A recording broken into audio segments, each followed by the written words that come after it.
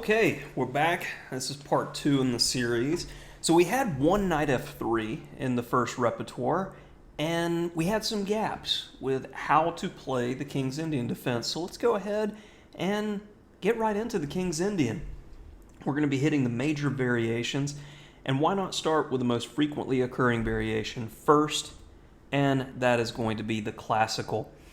And I'm a big fan of how Grandmaster Gawain Jones plays the classical.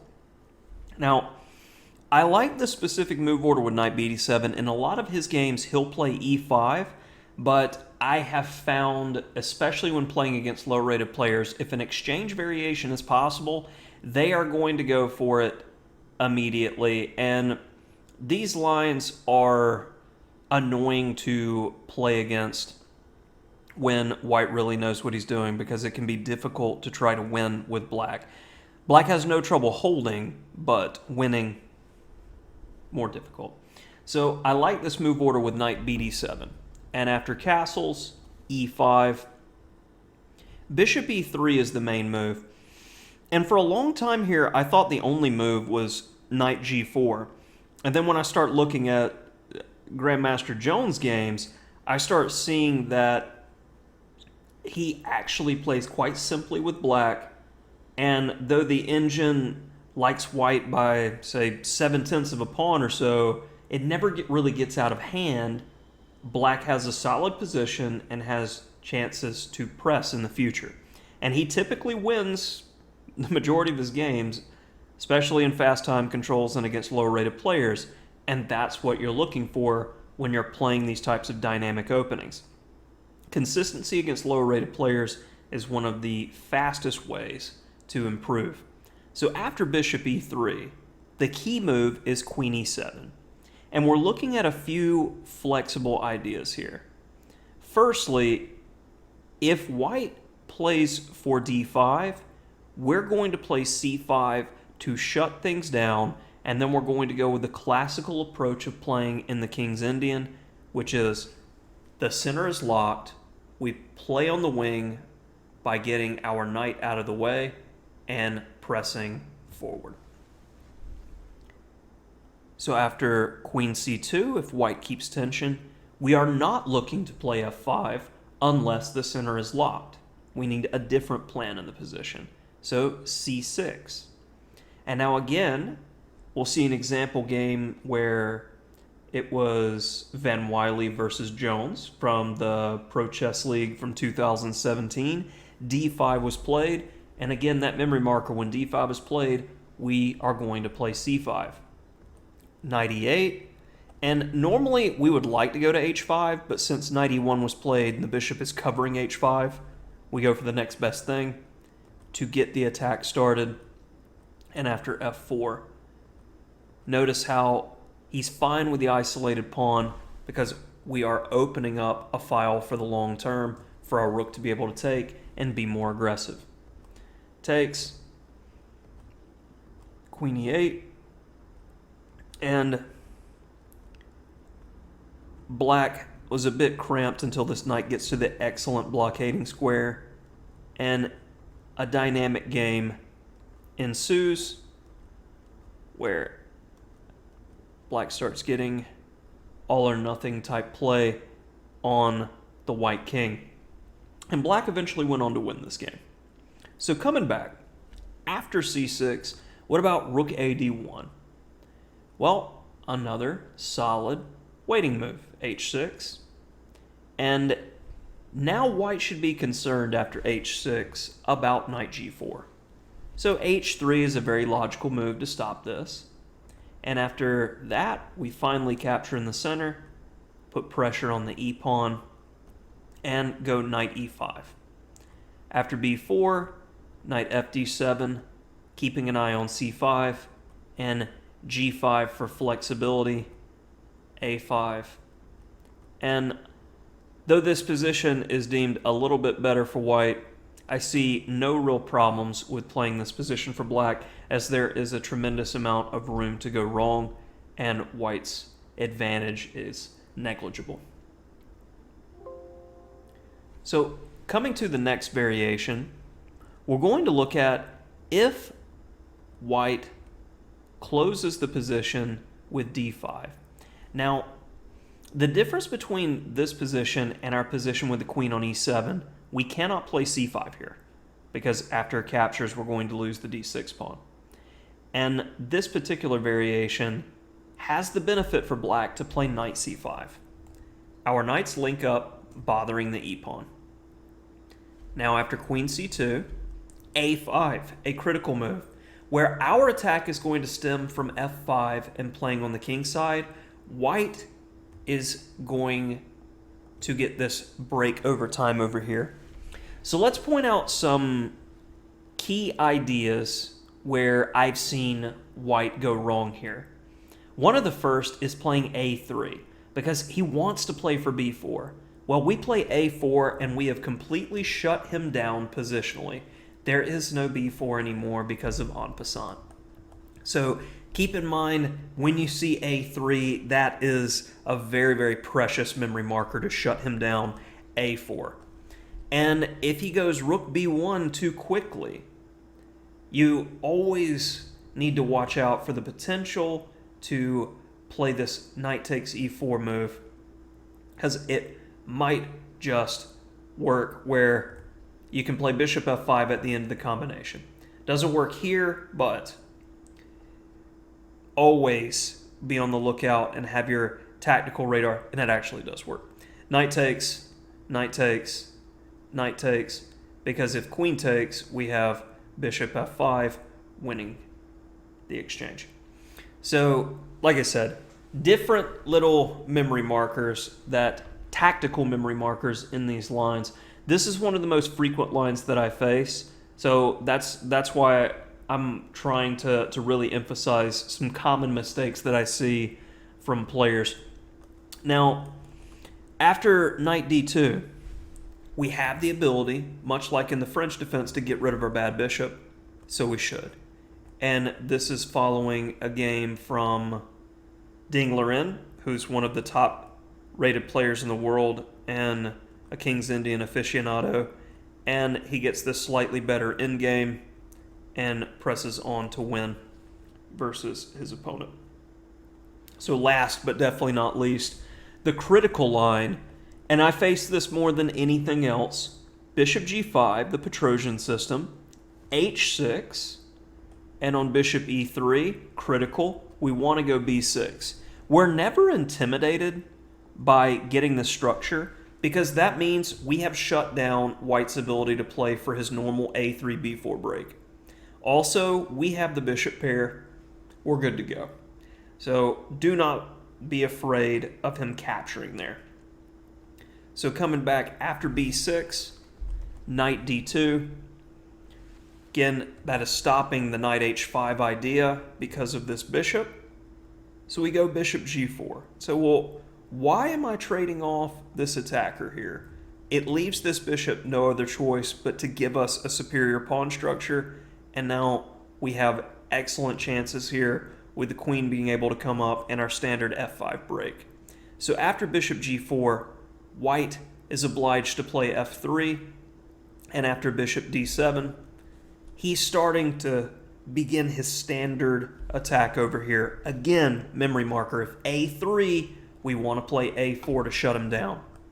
So b3, rook b1, a3, b4 is white's plan to break through. And we need to beat him to the punch on the other side of the board. Otherwise, we're going to be in a positional nightmare ourselves. So after b3, knight h5, we induced f3 to be able to have this move. And after rook fe1, bishop f6, exclam, because we need to get our bad bishop working. This is a hardcore memory marker, extremely important. Because if you play the standard f5 move, white is going to get rook b1, a3, b4 in, and you're going to be having a very bad day. After bishop f6, though, firstly, I've had many games where they snack on this pawn, and after bishop g5, if they take again on f8, it's already over. Yes, bishop e3 check, knight g3, queen takes f8, and all white can do is jettison pieces to stop the inevitable checkmate. So I love these quaint little traps in my repertoire with bishop f6. Now after rook a b1, we have bishop g5, and then f5, and we are getting some great play. So take a look in the database of the position. It's been played by many strong King's Indian players like Elis Mirin. He is a player to watch. Gawain Jones and Elis Mirin are two players that you should definitely be looking at their King's Indian games. Next up, let's go ahead and tackle the London system, because why not? And the thing with the London system, and the overall structure, we can go with the Tory first, is d6, we have our typical King's Indian picture, and then c5. And this is more fighting than the typical position with knight bd7 plus e5.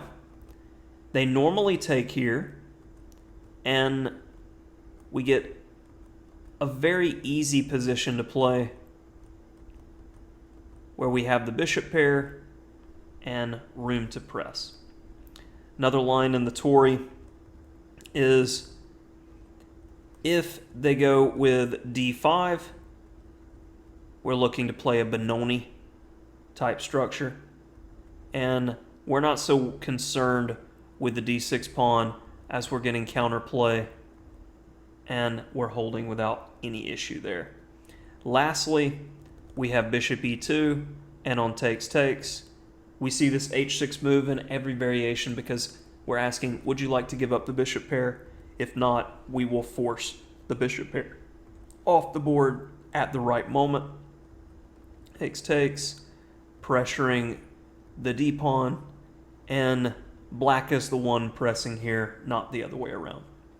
So nothing to be concerned about with the Tory, and as I stated, it has the overall structure in both variations where we can play an early c5. And this is a secondary variation, but bishop e6 here, much like we saw in our one knight f3 repertoire, and after knight bd2, queen b6 hitting the pawn, queen c1, lest b3 I've seen quite frequently, knight d5, where we're hitting the bishop on f4 and pawn on c3. And after queen c1, we're looking to play rook a c8 and c takes d4 as a follow-up. Another plan against the London is getting this picture. And once we've achieved this picture, white can very easily run out of moves if he does not know the one plan of the position. Rook a7 is a key move because we're looking to play queen a8, knight e4, and we're a bit cramped, so let's trade some pieces. So bishop d3 is the critical move, and after queen a8, we're fighting over this e4 square. So only now do we take, and we fight in the center with e5. And knight c5, and we have a roughly equal position where we're fighting. And other moves just simply aren't as strong. Knight e1, passive retreat, where we will be able to trade some pieces off and eventually get in a b5 break with excellent counterplay. So you got two different options there with that bishop e6 line with the London or the solid rook a7, queen a8 line. Those are the memory markers in those positions. So you have your pick there. Next up, let's talk about the Fianchetto. And this is quite a rare line with c6 followed by bishop f5, but there's not too much to remember here, and I really like these lines for black because they're grossly underestimated as merely a footnote in most of the major d4 repertoires. So we have white trying to play for e4, and trying to bother the bishop, or trying to play queen b3 with success. If queen b3 happens, it's normally met by queen b6, and we're happy for him to take and develop our rook. So let's look at the knight moves first. If knight e1, he's looking to play for e4, so we bother the c4 pawn, and after takes, we're going to look to play b5 and potentially b4 at some point to get counterplay. Our pieces are coordinating. We give a pawn for play here, and we have a great position. Now, what about if knight h4? Same idea. Drop back to e6, then to d7, and we get this expansion on the queen side. And you get these types of solid games where white is the one with the burden of proof in the position. And notice black's not in a hurry to make any sort of change to the pawn structure. He's cramped, so he's just simply trading pieces. It's a game of inches and not much risk. Black actually went on to win this game in the European Women's Championship in 2007. Last but definitely not least, this move I thought was the major issue to the variation. And it should be noted that side moves here, like say bishop d2 or a3, I mean any sort of side move is going to be met by knight e4. And queen b3 is typically going to be met by queen b6. But in this case, we're going to take. And the best move in this situation with deep analysis was the odd-looking bishop c8. And my initial reaction when analyzing this was that if this is the best black has, is this really a good line? And we're playing against the double pawns, and you'll see that black equalizes without any difficulty here. So e4, knight d7, bishop a3, and it should be noted that e5 will transpose as well, because if e5, we're going to go e6, followed by c5, which is our structure that we're aiming for. So bishop a3, c5, we capture. We go e6 to prevent white from playing e6 himself. Queen c7, and after b6, notice how we have no structural deficiencies. White, on the other hand, is playing defense. And though the single game in the database was a draw, I feel better about black's chances than white here, as we have some room to work. Let me get in h6, rook a d8, knight b8, knight c6, potentially knight a5, bishop a6. We've got ideas to play against the weak double pawns and fight for the open file. Potentially grabbing that e-pawn at some point. White has things to worry about is my major point here. That'll do it for the Fianchetto variation overview. Next up, we have, what about the English? English is very popular, and the King's Indian can be played against multiple move orders. So we're trying to keep it as linear as we can here. Castles. And let's first start off with knight f3, because it's most similar to the lines we were just looking at. We go d6 because we are waiting. If white, after c6, goes d4, we transpose directly back into the line we were just looking at. And if he goes with the Mr. Natural d3, where he's looking to just simply play rook b1, b4, or a3, b4, we have this very nice memory marker a6, followed by b5. And if knight d4, we go d5, changing the structure. And this is one of those positions that I typically have very good results with, because it makes white think immediately, and it's a pain when you're an automatic player and you're already out of book at move 10 and having to think. This is why I believe this is a critical and excellent variation to play. And coming back, if white elects to go for the Botvinnik structure, we have the same plan, colors reversed, as with our white repertoire, where we're playing for this a6, Rook b8. We have knight e8 to try to force through b5. Takes, takes. And after knight c7, the b2 pawn is hanging, and we have dynamic equality where we can fight for more. If e3, with the Fischer structure, c5 again, and on bishop d7, a6, looking for that right moment to play b5, and we're getting good play fighting for key squares. In the long term, the one pawn freezing 2 can definitely be an advantage in endgames, so we're looking to hold out into the endgame. That does it for the English lines. Very structurally oriented and very similar to what we were looking at in the first video. Colors reversed. Next up, we've got one of the nastiest variations white has at his disposal. Easily the most aggressive. Not the 4 pawns, but the Sämisch. And the Sämisch is an intimidating foe if you don't know how to face it. So what white is looking to do with the Sämisch, he wants you to castle. He wants to play bishop e3, queen d2, castle queenside, g4, h4, h5, and he wants to mate you in the style of sack mate, according to Fischer, Yugoslav attack style. We're not having any of that.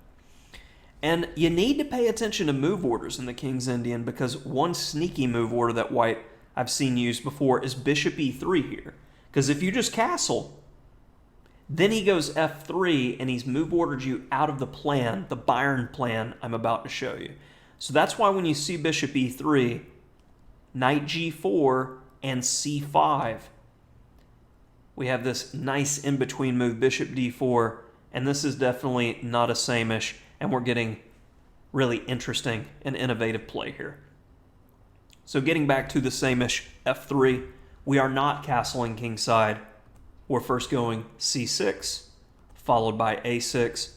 And there are a couple different plans here, like what if white plays a4 to stop b5? Well, we go a5 with the idea of the knight going to a6 and b4.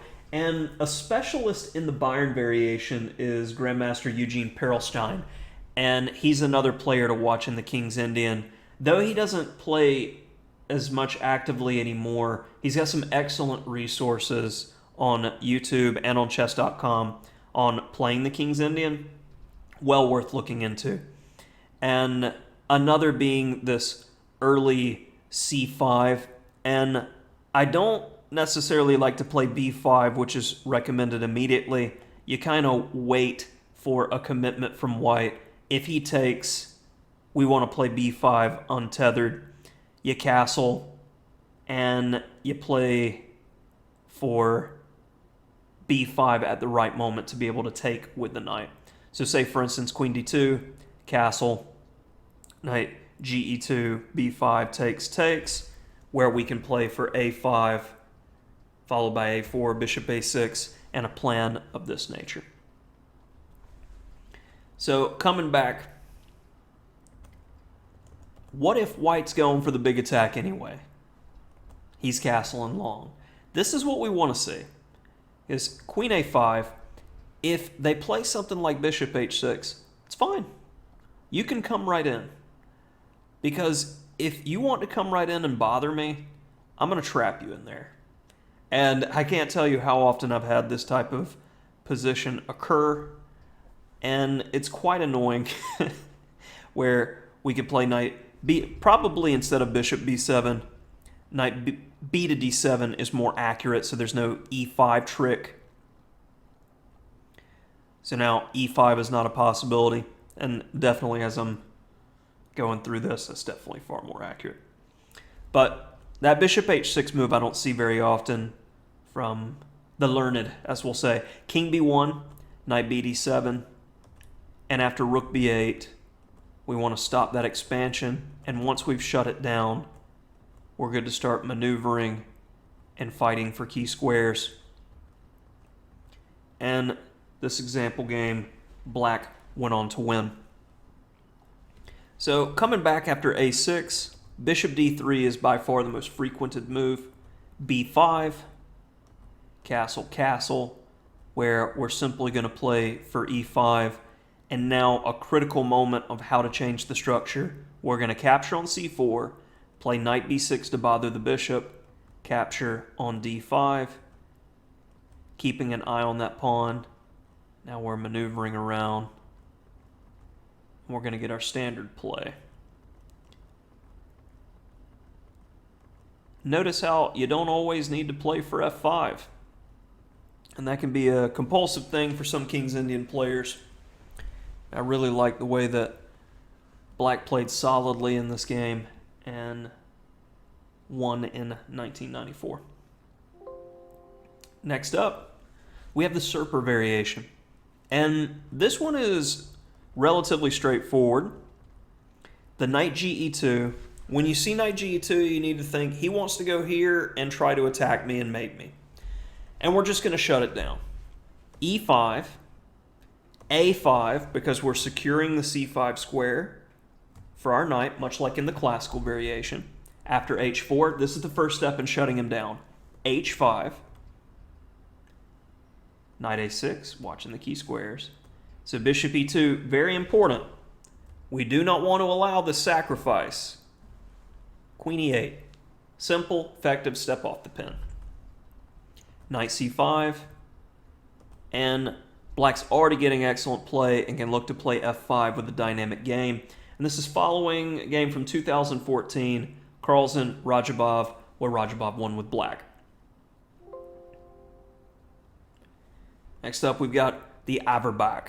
And these lines can be very dangerous. Bishop e2, followed by bishop g5. And there's a lot of ways to play this. And these are variations you just kind of have to get a feel for with Black. I have a big preference for knight a6 because I think it gives the most opportunities for white to go wrong. Say, for instance, f4 is an aggressive line. And one of the major ideas of knight a6 is we want to go knight c7 and knight e6 to bother this bishop since the pawn just stopped his escape. So c6, followed by knight c7, and now d5 since he's moved the bishop. And it's a very unnatural type plan, but Black gets excellent play after f6. So coming back, if a move like h4 is played, we need to play actively and c6 because f5 is not going to be a possibility. Takes, takes. And keep in mind we're threatening knight takes e4 here. So he breaks the pin. And we get an open file to work with. Our king is safe. We can easily play rook h8. So for the price of the pawn, we have dynamic play and compensation. A very King's Indian-esque idea. So we'll go over another variation here. What about if queen d2? The most flexible continuation. Well, we're going to go c6 again. And if he's trying to mate us, knight c5, queen e8, important to play against those ideas, g4, h5, h6. So on g4, we actually have h5, a critical move to shut it down. Very important for us to move off the pin, and we're not concerned with our structure.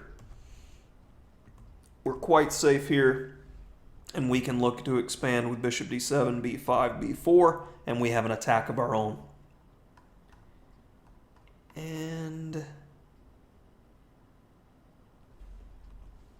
last but certainly not least, knight f3, where not c6 in this case, but queen e8, followed by e5, where we have ourselves a solid position, and it's the Averbakh with knight a6. So that will do it for our Averbakh lines. Let's go to the four pawns attack. And there aren't too many memory markers here with the four pawns, but here's the first one. You want to play c5 right now. The move order matters Because if he plays d takes c5, we have queen a5. And if they take, knight takes e4 is already tactically devastating. So they have to play this waiting move, and you get this solid position without any real difficulties. Takes, knight c5. And if they play knight f3, you end up with this pseudo-dragon Maroczy with an extra f4. And that's just not going to be good for white because he's trying to do too many things. And we have a typical plan to get to this ending where you want knight versus bishop in this pawn structure, where black will have an edge. And we have a solid example here of the bishop being meaningless in this position versus the knight. So after c5, d5 is the normal move. And after e6, d takes e6, I need to update these notes because I do like the move f takes e6 better upon more recent King's Indian books coming out. I believe it's more flexible, controlling the d5 square, and you look to play, say, knight c6, b6 over time. And after e6, if bishop d3, takes, rook e8, again, knight a6, we're looking to put the question to the bishop. They don't really want to take, as we're going to get more than enough compensation. And after rook b8, looking to press here, queen f6. And as long as we kill the attack, we end up being completely fine. Another line to go with, and by far the main line in the position is bishop e2, takes. And they can capture in all different ways here. Bishop f5 and knight takes d5. A very strong move where black has an extra pawn versus white's bishops, which are not too active. The last is c takes d5. And this is the absolutely critical variation of the 4 pawns. And takes, rook e8. He's getting space on the king's side, but after bishop takes c3, rook takes e4, black got excellent play and went on to win this game. Next up, we got the Makogonov, which I've always mispronounced. I apologize. An early h3 by white. So the thing you need to know about this particular move order is that the best way for black to play is with e5 right now.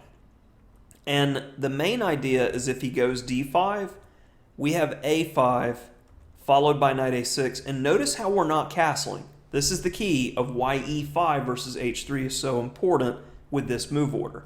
Knight c5 and now h5, because typically when you castle kingside, white plays h3 to play g4, which stops f5.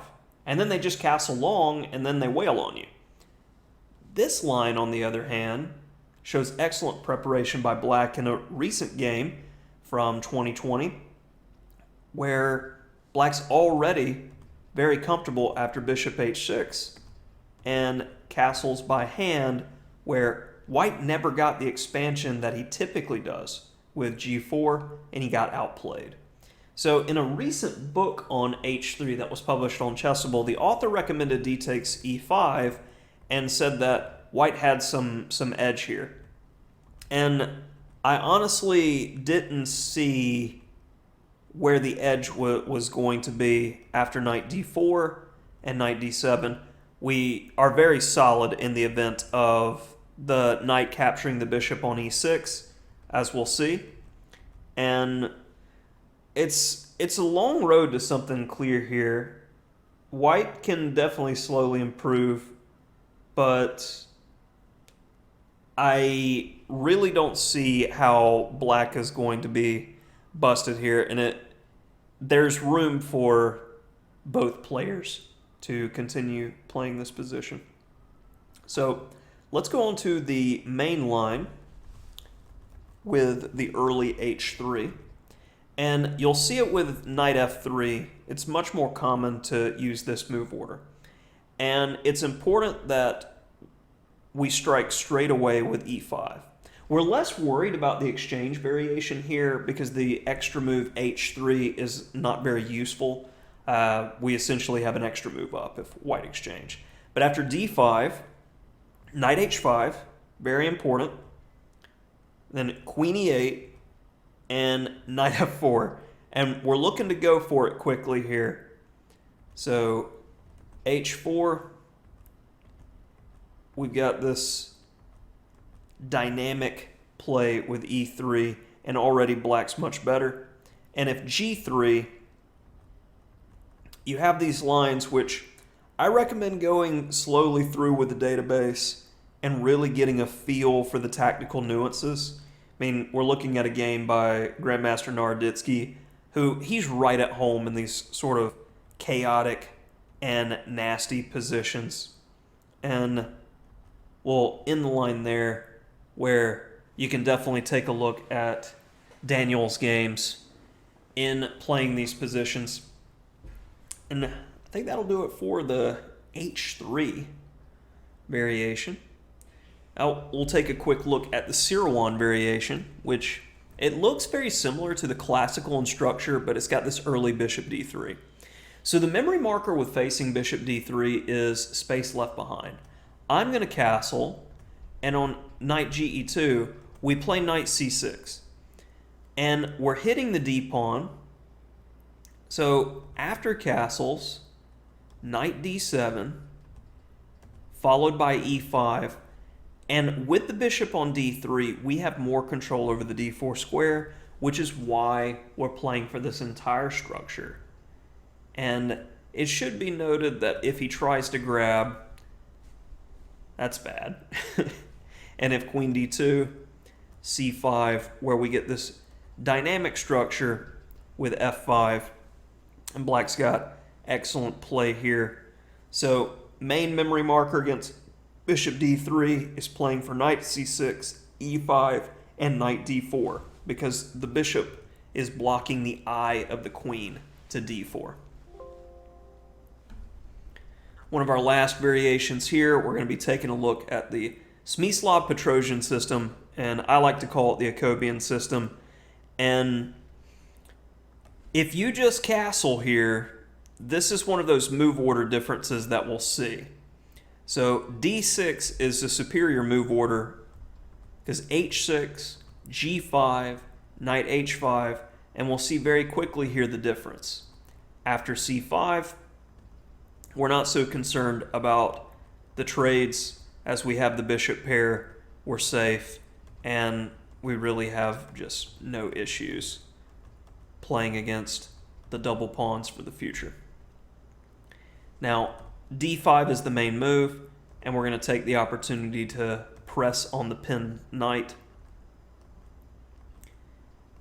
And captures, queen a4, looking to trade, and Watt has all these doubled pawns, and he's just not having any fun. And this is a great example game from Jacobian versus Perelstein, where Perelstein won without too much more difficulty here.